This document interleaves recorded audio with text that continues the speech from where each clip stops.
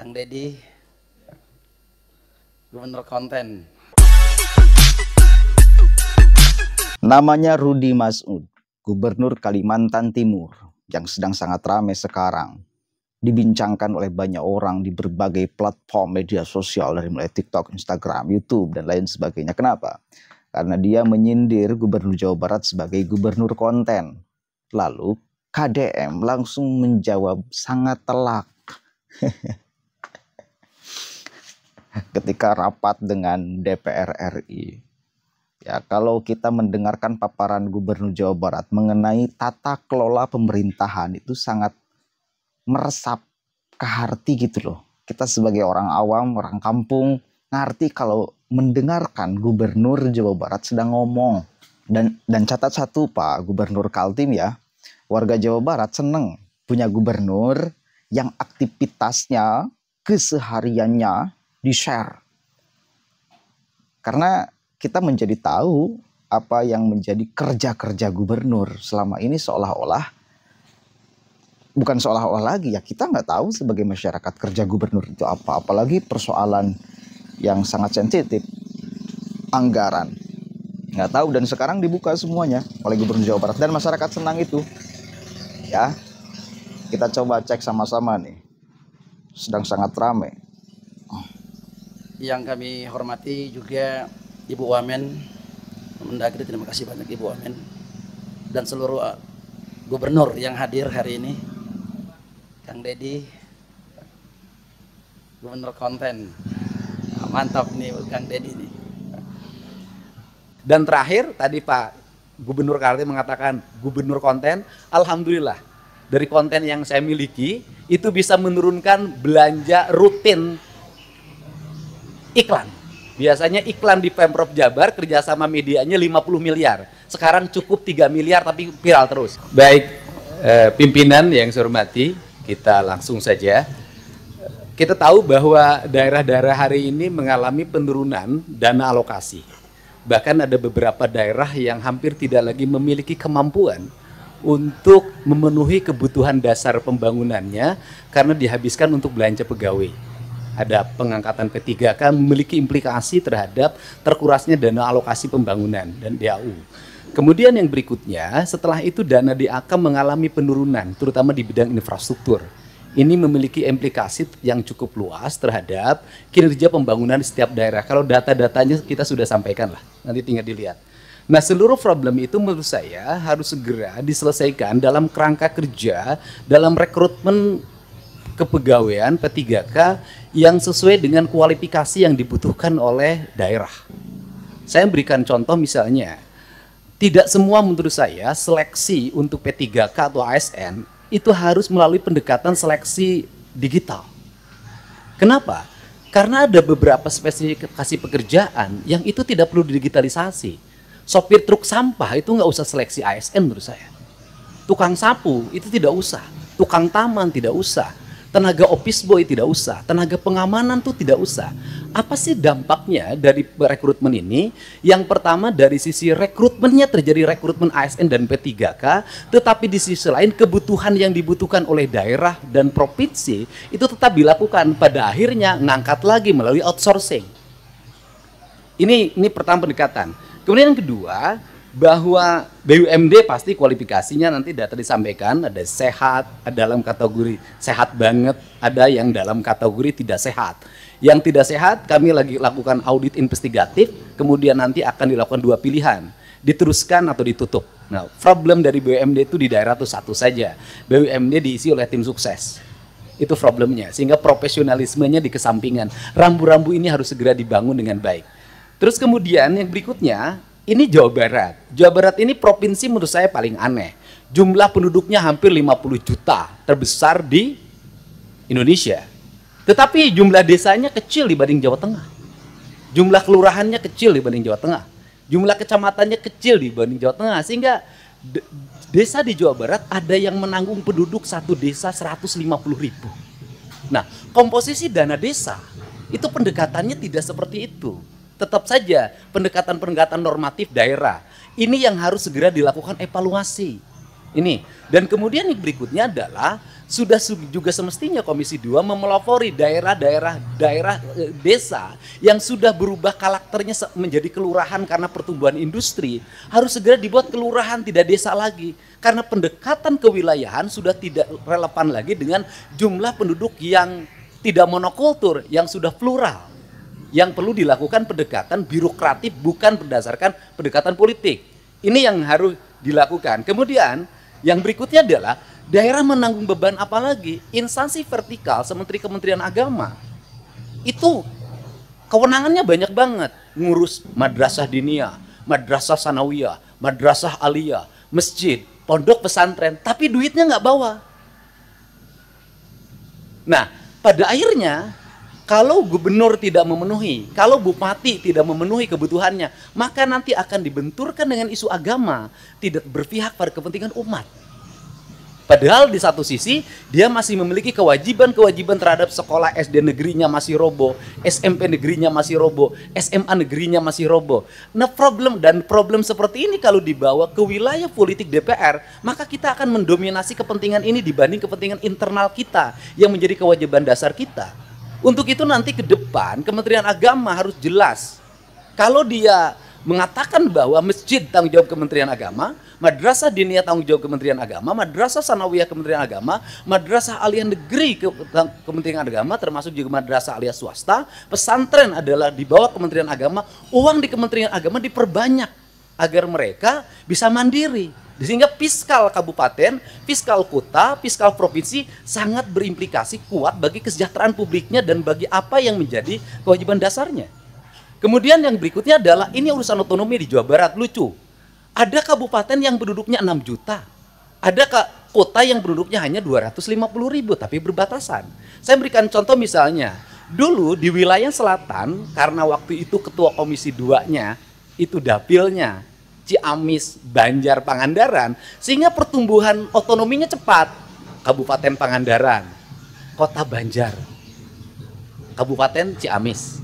Tetapi di wilayah Bogor yang penduduk 6 juta sampai sekarang nggak berubah-ubah. Kemudian juga Kota Sukabumi berbatasan dengan Kabupaten Sukabumi. Kabupaten Sukabumi penduduknya banyak sekali, sedangkan Kota Sukabumi penduduknya kecil sekali. Kota Cirebon dengan Kabupaten Cirebon. Kota Cimahi berbatasan dengan Kabupaten Bandung, berbatasan Kabupaten Barat. Kotanya kecil sekali penduduknya. Tapi di sisi lain Kabupaten Bandung penduduknya besar sekali. Fiskal ini akan lahir tidak adil. Ada kota yang mendapat alokasi relatif baik, penduduknya sedikit. Ada kabupaten yang alokasinya tidak begitu besar, penduduknya besar. Pertanyaan saya adalah ke depan bisakah dibuat inisiasi penambahan jumlah wilayah untuk sebuah wilayah? Misalnya kalau Kabupaten Sukabumi susah sekali membuat daerah otonomisasi baru, bisakah sebagian dari wilayah Kabupaten Sukabumi diintegrasikan dengan kota Sukabumi, kotanya berubah jadi kabupaten? Ini percepatan untuk apa? Agar melahirkan rasa adil dalam percepatan pembangunan di Jawa Barat. Kemudian ke depan, bisakah dana alokasi umum standarnya bukan dari jumlah kabupaten, jumlah kota, jumlah desa, jumlah kelurahan? Bisakah standarnya adalah jumlah penduduk? Karena kalau pendekatannya hanya jumlah kota, jumlah kabupaten, jumlah kelurahan, maka Jawa Barat akan dibawa Jawa Tengah secara terus-menerus. Sedangkan beban residu akibat pertumbuhan industri berbatasan dengan ibu kota negara, berbatasan dengan Jakarta, itu memiliki implikasi luas dalam penanganan. Barangkali ini sebagai pengantar dari saya dalam pendekatan-pendekatan ke depan, dan ini amanah dari teman-teman di daerah. Semoga kebuntuan-kebuntuan ini bisa dilakukan percepatan-percepatan. Karena apa? Karena daerah diperlukan upaya-upaya kita untuk melakukan perubahan-perubahan, tidak boleh secara terus-menerus dengan pola monoton seperti ini. Nah, yang terakhir misalnya hari ini daerah harus beratraksi. Misalnya penurunan di sektor alokasi irigasi di BBWS. Itu kan harus ditutup lewat provinsi karena itu kebutuhan dasar pertanian, kemudian daerah aliran sungai. Dan itu berdampak pada banjir. Nah ini juga akhirnya kita banyak menutup. Kita ini dan akhirnya berbagai kegiatan di daerah, itu berbagai kebutuhan di daerah yang sebenarnya itu menjadi kewenangan pusat, itu pada akhirnya juga ditutup lagi oleh daerah. Ditutup lagi oleh daerah. Ini barangkali sebagai gambaran umum saya ucapkan terima kasih. Semoga pertemuan ini memberikan manfaat. Dan terakhir tadi Pak Gubernur Kaltim mengatakan gubernur konten. Alhamdulillah dari konten yang saya miliki itu bisa menurunkan belanja rutin iklan. Biasanya iklan di Pemprov Jabar kerjasama medianya 50 miliar. Sekarang cukup 3 miliar tapi viral terus. Terima kasih. Oke. Monggo barangkali di sini ada orang Kalimantan Timur. Bagaimana respon kalian? Itu gubernur kalian tuh. Di-share dong kerja di apa? Untuk masyarakatnya kerjanya apa? Monggo barangkali ada orang Kalimantan Timur di sini. Saya yakin orang Kalimantan Timur juga banyak yang senang dengan gubernur Jawa Barat. Meskipun dikata-katai dengan gubernur konten. Ya nyindir halus sih, ya. Kalimatnya tidak ada penghinaan, tetapi gesturnya itu loh meledek. Gubernur konten, mantap ini gubernur Jawa Barat. Gesturnya kalau kita melihat gesturnya meledek itu. Satu kali lagi Pak, saya katakan orang Jawa Barat punya pemimpin seperti KDM sekarang yang kesehariannya disebar. Itu senang. Kalaupun ada 1-2 orang yang tidak senang, ya berapa persen yang tidak senang, 0, sekian persen di Jawa Barat, ya mayoritas senang. Kenapa? Karena sekali lagi, karena kita menjadi tahu kerja-kerja pemimpin. Dan itu kan dijawab sangat telak. Urusan kerjasama dengan media. Penekanannya. Dari 50 miliar menjadi 3 miliar. Apa tidak untung bagi Jawa Barat? Oh, untung sekali. Nggak usah terlalu banyak belanja medianya. Karena apa? Karena gubernur punya media yang setiap kebijakannya itu masyarakat Jawa Barat akan sangat gampang mengetahui itu. Apalagi viral terus. Bukankah itu yang diharapkan? Kerjasama dengan media itu kan kayak gitu. Apa yang menjadi gagasan gubernur? Apa yang menjadi gagasan pemimpin? Apa yang menjadi kebijakan gubernur? Itu nyampe kepada masyarakat. Melalui salah satunya media. Kerjasama dengan media. Nah, gubernur sudah punya media. Jadi rasional bila kemudian beliau menekan angka pengeluaran untuk kerjasama dengan media. Kenapa? Karena tidak bisa meniru gitu. Hati-hati loh. Saya yakin para elit politik itu bakal banyak yang merasa terganggu dengan KDM. Kenapa? Karena popularitas mereka kalah semua sekarang oleh KDM. Maka akan berbagai cara untuk bagaimana melemahkan perjuangan beliau. Dengan narasi-narasi yang merendahkan juga bisa jadi akan kemudian ditebar. Ya, gubernur konten itu apa namanya ya? Ya sekilas tidak ada problem dari bahasanya, tetapi bagi saya tetap merendahkan itu. Karena pada dasarnya beliau beraktivitas itu bukan untuk konten. Tapi aktivitas beliau sebagai gubernur kebetulan dikontenkan. Kenapa? Agar masyarakat tahu kerja-kerjanya seperti apa. Jadi posisinya bukan kerja demi konten. Satu kali lagi, bukan kerja demi konten. Dan lagian kan kontennya juga positif. Uang yang dihasilkan dari AdSense YouTube itu bermanfaat bagi masyarakat Jawa Barat, bahkan di luar Jawa Barat. Dan masyarakat sekali lagi senang kita menjadi tahu aktivitas gubernur, pemimpin.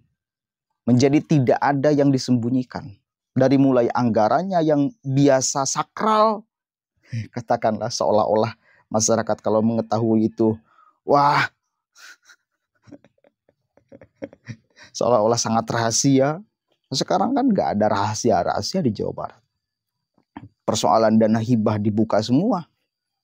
Persoalan ormas dibuka semua.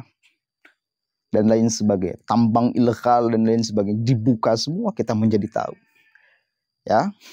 Dan itu bagi saya di Jawa Barat sekarang itu sedang belajar pemerintahan, masyarakat itu sedang dididik untuk cerdas, ya, untuk pinter, untuk bisa memahami kerja-kerja pemerintahan, supaya nanti punya bekal. Kalau gubernur sekarang, Kang Deddy Mulyadi sudah rengse, kita punya barometer di dalam banyak hal untuk melihat kebenaran.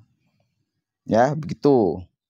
Ini, wah, luar biasa amal KDM ini untuk warga Jawa Barat. Untuk menata mental orang Jawa Barat. Bukan hanya masyarakatnya, tetapi para pejabatnya juga ditata mentalnya dengan baik. Assalamualaikum warahmatullahi wabarakatuh.